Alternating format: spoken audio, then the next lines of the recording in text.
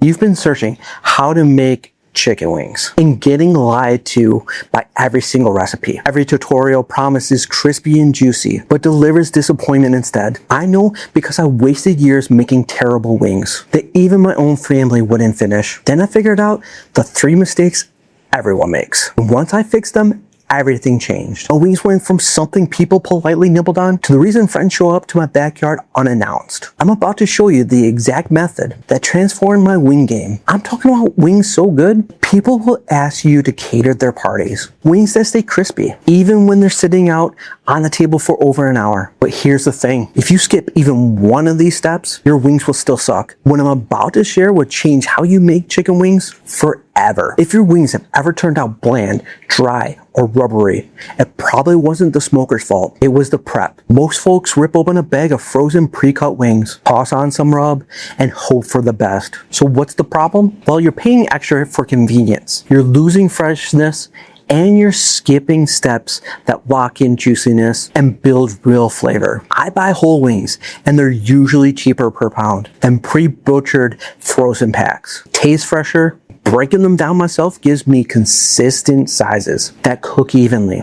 Don't worry if all you have right now is wings from the freezer. Follow this process, it works on all wings. So here's what we're going to do to get these wings ready. First, we're going to break down the whole wings into drumettes and flats. Then you're going to brine the wings so seasoning goes all the way inside, not just on the outside. And finally, we're gonna season them. All right, let's start by breaking down the wings. Take a whole wing and feel for the joint between the drumette and the flat. If you bend it a little, you'll find a soft spot. That's where your knife slides through cleanly. Go slow and don't force it. Then trim off the tip. Don't throw those away. I keep a freezer bag labeled stock just for the wing tips. Toss them in there, and when the bag's full, you got the base for an incredible homemade chicken stock. Now, why bother separating it all? The drumette is thicker and meatier, while the flat is thinner. If you leave them attached, they cook unevenly. Separating them makes sure everything cooks at the right pace and absorbs smoke more evenly. A good brine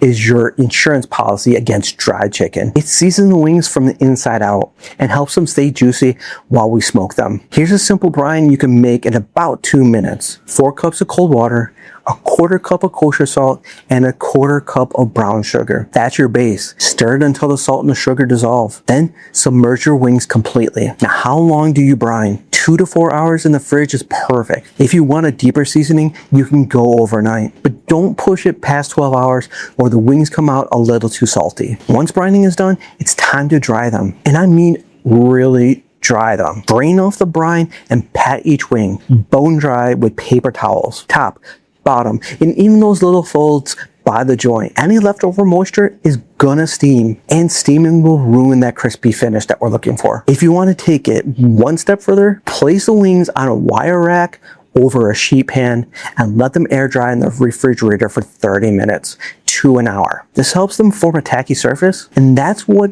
the smoke sticks to. It also kickstarts a crispier skin when we finish them on the grill. Now for the fun part, seasoning. Because we already brined these wings, be a little conservative with the salt. Start with a light dusting of kosher salt if you feel they need it, and add some black pepper. That's your base layer. Then go with your rub. If you want a homemade rub, here's one of my go-to mixes. 2 tablespoons of smoked paprika, 1 tablespoon of brown sugar, 1 tablespoon of garlic powder, 1 tablespoon of onion powder, 1 teaspoon of ground mustard, 1 teaspoon of chili powder, 1/2 teaspoon of cayenne. And you're going to adjust this depending on your heat tolerance. 1/2 teaspoon of black pepper, and about a teaspoon of kosher salt. Mix that up and you got a balanced rub that's smoky, sweet, savory, and just a little bit spicy. Perfect for wings, but if you don't want to make your own, store-bought rubs work great too. Just watch out. Most of them are loaded with salt. If your rub is salty, go lighter on that first salt and pepper layer. The whole point of layering is building flavor without going overboard on any one thing. Then let them rest for 10 minutes while you set up the smoker. That rest time lets the rub hydrate and stick almost like glue. Now let me tell you real quick why I never skip this process anymore. A while back, I did a cookout where I made 2 batches of wings. We had way more people coming over than I thought there was. One batch was pre-cut straight from the bag, hit with rub, and then thrown on a smoker. Batch 2 was what I just showed you. Broken down, brine, seasoned in layers. Guess which one disappeared first? Batch number 2. Everyone noticed the difference. The skin was crispier, the meat was juicier, and that flavor went all the way to the bone. Even my buddy, who swore he doesn't like chicken wings, went back for seconds. That's when I knew this prep step wasn't optional. So now you dodge some of the biggest mistakes. Buying frozen, skipping the brine, leaving them wet, or relying on one-note seasoning. These wings are juicy on the inside and primed to take on smoke. What's another mistake? When learning how to make chicken wings, skipping the smoker or not using it correctly. Many people assume wings are just about crispy skin, but flavor is where wings really stand out. Smoking adds that smoky flavor ovens can't replicate. The wood makes the difference. Think of wood selection like choosing a spice blend. Applewood delivers a light, almost sweet smoke that complements chicken beautifully without overpowering your seasoning. It's my favorite. Hickory brings that bold, savory punch. It's classic barbecue. Now cherry wood sits perfectly right in the middle. It offers you a fruity taste and gives your wings that mahogany color. But here's what matters the most. It's not just about the type of wood, but how long you let the smoke do its thing. Too short and you're missing out on that flavor development. Too long and you're risking drying out the meat. Finding the balance is everything. And I'm about to show you exactly how. Today I'll show you my method on how to make chicken wings. I'm a master built electric smoker, but charcoal or pellet smokers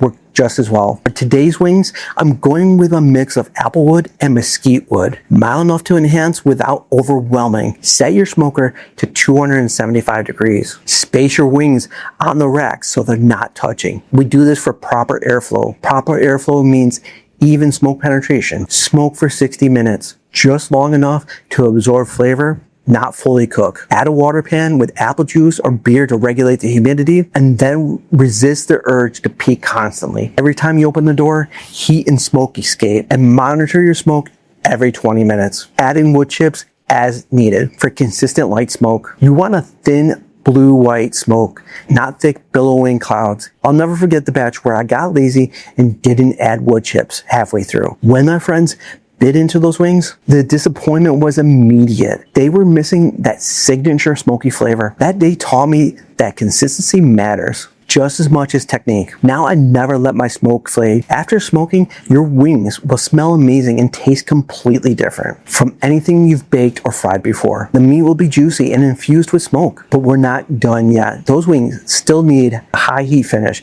to achieve that crispy skin that makes them irresistible. When you see the difference, that proper smoke and timing makes you understand why you can never go back to ordinary wings. The third big mistake for anyone learning how to make chicken wings is that people undercook or overcook their wings. And it happens because they either don't use a thermometer or they don't understand what the numbers actually mean. Wings may be small, but they're not forgiving. If you pull them too soon, you're serving rubbery, unsafe chicken. If you let them ride too long, you dry them out completely. Neither of those is what we're after. So what is the key to perfect wings? Well, it's understanding temperature and timing. We start them in a smoker to gently cook the meat and infuse with flavor. Then we finish them on a hot grill to lock in the juiciness and achieve that irresistible crispy skin. It's all about hitting the right internal temperatures at the right moments. Here's how it plays out. Once your wings are on the smoker, let them cruise at low to medium heat, like 275 degrees Fahrenheit. To resist the urge to open the lid. Every peak drops your smoker temperature and extends the cook. Instead of trusting your thermometer, about 40 minutes in, start probing a couple of wings. Don't just check the biggest drumette. Check a flat too. You're looking for an internal temperature in the neighborhood of 160 to 165 degrees Fahrenheit. That's your cue right there. At that point, transfer the wings to your grill that's been set up to a 2-zone fire. One side should be blazing hot for searing, the other side cooler for indirect cooking. Lay the wings on the hot side, just long enough to crisp the skin and get those beautiful char marks, maybe 30 seconds to a minute per side. Then slide them over to the cooler zone and close the lid. Let them climb slowly toward 190 to 195. Now here's the why behind those numbers. At 165, chicken is technically safe to eat. The wings are loaded with connective tissue, and that tissue only breaks down and turns into juicy meat right around 190. That's why wings cooked to 165 taste rubbery, while wings taken a little higher melt in your mouth. The grill finish gives you both safety, tenderness, and that crispy bite. Keep rotating them between zones. Sear, then rest.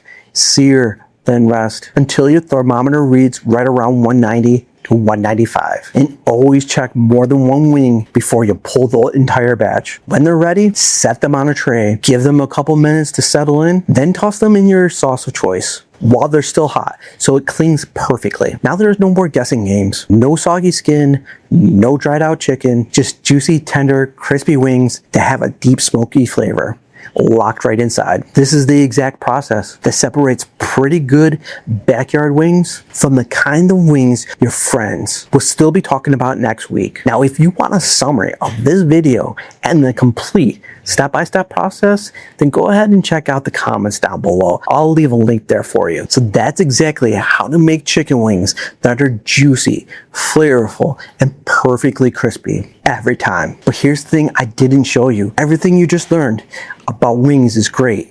But if you want to master smoking a whole chicken and infuse it with deep smoky flavor, then you gotta click out in this video right here where I show you how to smoke a whole chicken on an electric smoker. You won't believe the results. Check it out now, and I'll see you there.